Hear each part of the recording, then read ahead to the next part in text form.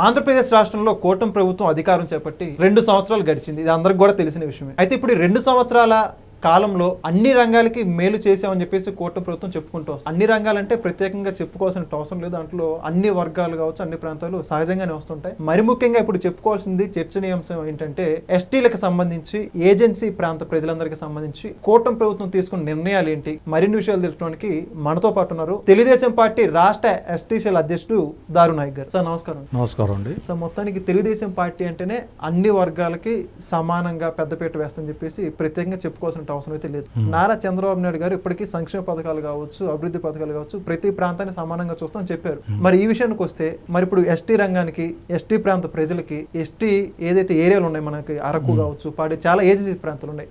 ఇలాంటి ప్రాంతాల్లో కూటమి ప్రభుత్వం ఇప్పటిదాకా కొత్త నిర్ణయాలు ఏం తీసుకుంది, ఇప్పటిదాకా చేసిన మేలు అంటే ఏమంటారు మీరు? అంటే నాకు తెలిసిన గిరిజనులకు స్వతంత్రం వచ్చిందంటే నందమూరి తారక రామారావు గారు పార్టీ పెట్టిన తర్వాతనే నిజమైన స్వతంత్రం వచ్చింది. ఓకే. వచ్చిన తర్వాత ఏజెన్సీ, మైదానం గిరిజనులకు 2 భాగాలు ఉన్నాయన్నమాట. ఏజెన్సీ అంటే అరకు, పాడేరు, చింతపల్లి, రంపచోడవరం, పోలవరం, అది ఏజెన్సీ భాగం. అది అక్కడి నుంచి చేస్తే కృష్ణా జిల్లా నుంచి మొదలు కృష్ణా, గుంటూరు, ప్రకాశం, నెల్లూరు, రాయలసీమ 4 జిల్లాలు మైదాన ప్రాంతం. అయితే గతంలో ఏం చేశారంటే పాలకులు ఏంటంటే ఓటర్గానే చూసేటోళ్ళు. కానీ తెలుగుదేశం పార్టీ ఎన్టీ రామారావు గారు పెట్టిన తర్వాతనే మార్పు అనేది వచ్చింది. ₹2 కిలో బియ్యం అయితేనేది, గిరిజనులకి ఇల్లు కట్టడం, తాటాకులు ఉన్న దానికి కూడా ఇల్లు కట్టించి వాళ్ళకి ఆదుకోవాలి, గిరిజనులు చదువుకోవాలి అనే దృక్పథం వచ్చింది. వచ్చిన తర్వాత చంద్రబాబు నాయుడు గారు ముఖ్యమంత్రి 95లో అయిన తర్వాత అదేవిధంగా సంక్షేమ హాస్టల్కి గురుకులాలుగా మార్చి వాళ్ళ గిరిజనులు కూడా మంచిగా చదువుకోవాలి, గిరిజనులు విద్యావంతులు కావాలి, గిరిజనుల జీవితాల్లో మార్పు అనేది రావాలనే ఉద్దేశంతోనే చంద్రబాబు నాయుడు గారు ఫస్ట్ పెట్టిన పద్ధతి చైతన్యం అనే ఒక పథకం పెట్టి గిరిజన గ్రామాల్లో ఒక మార్పు తీసుకురావటం జరిగింది.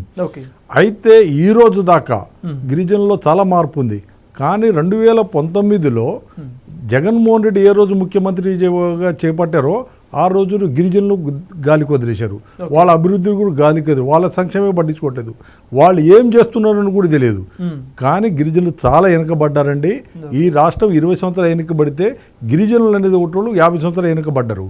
అయితే ఈరోజు కూటమి ప్రభుత్వం అధికారం వచ్చి 2 సంవత్సరాల తర్వాత ఈ ఏజెన్సీలలో చంద్రబాబు నాయుడు గారు అయితేనేది, పవన్ కళ్యాణ్ గారు అయితేనేది, లోకేష్ గారు అయితేనేది ఏజెన్సీలలో డోలు వ్యవస్థలను తీసేసి వాళ్ళకు రోడ్లు వేయటం, డాక్టర్లు అక్కడ పనిచేయకపోయినా కానీ డాక్టర్లను తీసుకుపోయి గిరిజన గ్రామాల్లో పనిచేయటం, వాళ్ళ విష జ్వరాలు వస్తుంటే వాళ్ళకు చూడటం, అదేవిధంగా గిరిజనులకు ఎటువంటి ఆర్థికంగా వాళ్ళకి ఎట్లా ఆదుకోవాలనే ఉద్దేశంతో ఆదుకోవటం, గిరిజనులకు మేము కూడా ఉన్నామనే ఉద్దేశంతో వాళ్ళు కలిసిపోవటానికి గిరిజనులకు సంక్షేమానికి సంబంధించి అభివృద్ధి పథకాలు ఇప్పుడు పెడుతూనే ఉన్నారు. అంటే గతంలో వీళ్ళని పట్టించుకుని ఎవరు లేరంటారా? లేరు, పట్టించుకోలేదండి. జగన్మోహన్ రెడ్డి అనే వ్యక్తి అసలు పట్టించుకోలేదు. వాళ్ళు ఎందుకంటే గిరిజనుల మీద అక్రమ కేసులు పెట్టారు. గిరిజనులు ఇవాళ రాష్ట్ర వ్యాప్తంగా, దేశవ్యాప్తంగా గంజాయి సాగు చేస్తుంటే ఏజెన్సీలలో వాస్తవం చెప్పాలంటే ఏజెన్సీలు గిరిజనులు సాగు చేసింది కాదు, ఆ ముఠా ఏరు ఉంది. కానీ గిరిజనుల మీద మాత్రం అక్రమ కేసులు పెట్టారు. వాళ్ళది అంటే గిరిజనుల మీద అక్రమ కేసులు పెట్టారు. ఎక్కడైనా కానీ గిరిజనుల మీద అక్రమ కేసులు కూడా గిరిజనుల మీద మీరు గతంలో చూశారు. పల్నాడు జిల్లాలో నకరికల్ల దగ్గర మత్రిబాయిని ఒక వ్యక్తి ట్రాక్టర్తో తొక్కించి హత్య చేశారు. దానికి కేసే లేదు. ఇది ఇంతకు మించిన దారుణం ఏముందండి? అదే విధంగా కూటమి ప్రభుత్వం వచ్చిన తర్వాతనే ఈ రోజు కూడా మంచినీటి సమస్య లేదు. మైదాన ప్రాంతంలో పర్వాలేదు, ఎక్కడైనా మంచినీటి సమస్య లేకుండా వాళ్ళ సమస్యను తీరుస్తున్నారు. జగన్మోహన్ రెడ్డి ఉన్నప్పుడు అన్ని సమస్యలే. ఎక్కడైనా గిరిజన గ్రామాల్లో 1 కిలోమీటర్ కూడా సిసి రోడ్డు కానీ మెట్రల్ రోడ్డు వేసిన పాపన పోలేదు. కాకపోతే గిరిజనులకు సంబంధించిన సంపద మంచి దోచుకోవటం, అదేవిధంగా వాళ్ళకి రావాల్సిన నిధులు కేంద్ర ప్రభుత్వం నుంచి వచ్చే నిధులు కూడా దోచుకోవటం జరిగింది. కానీ గిరిజనులకు అభివృద్ధి అనేది వాళ్ళు చేయలేదు. అంటే ఇప్పుడు మరి చూసుకుంటే ప్రధానంగా అరకు ప్రాంతం ఏదైతే అక్కడ ఎంపీ వైసీపీ నుంచి గెలిచారు. ఎందుకని మరి ఇప్పుడు గిరిజనులు అక్కడ వైఎస్ఆర్సీపీని గెలిపించుకుంటారు? వైఎస్ఆర్సీపీ ఒకటి చేస్తారండి, వాళ్ళ కులాలు మతాల మధ్య చుచ్చు పెడతారు. అదే విధంగా వాళ్ళకు మైండ్ గేమ్ ఉంది. వాళ్ళకి గిరిజనులు అమ్మాయికి జనాలు, గిరిజనుల మైండ్ సెట్ వాళ్ళకి తెలుసు. వీళ్ళ మాయ మాటలు చెప్తే నమ్ముతారనే ఉద్దేశంతో ఆ మాయలో పడి ఆ అరకు, ఆ పాడేరు కొన్ని వేరే వాళ్ళకి గెలవటం జరిగింది.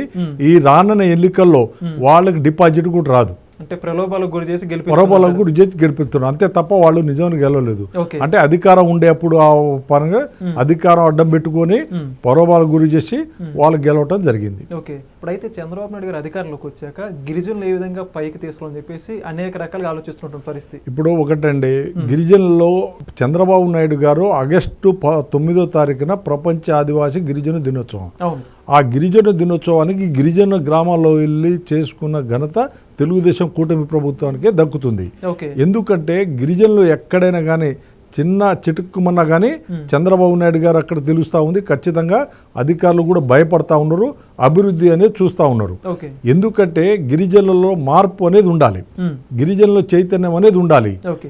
ఏది ఏమైనా కానీ గిరిజనులు అనేది వెనకబాడుతనం అనేది ఉండకూడదు ఓకే. అనే ఉద్దేశంతోనే ఇక్కడ ఆర్థిక లోటు ఇబ్బందులు ఉన్నా కానీ కేంద్రంతో ఒప్పించైనా సరే గిరిజనులకు వచ్చేసరికి వాళ్ళకు సంబంధించిన నిధులు వాళ్ళకు ఖర్చు చేయడం జరుగుతుంది. ఓకే. ఈ రోజు నేను ఇప్పుడు చెప్తున్నా, గతంలో గిరిజన మంత్రిగా చేసిన పుష్పశ్రీవాణి గాని అదే విధంగా రాజన్న దొర గాని వీళ్ళు ఏం చేశారంటే పుష్పశ్రీవాణి టిక్ టాక్ చేసుకుంటూ కూర్చుంది.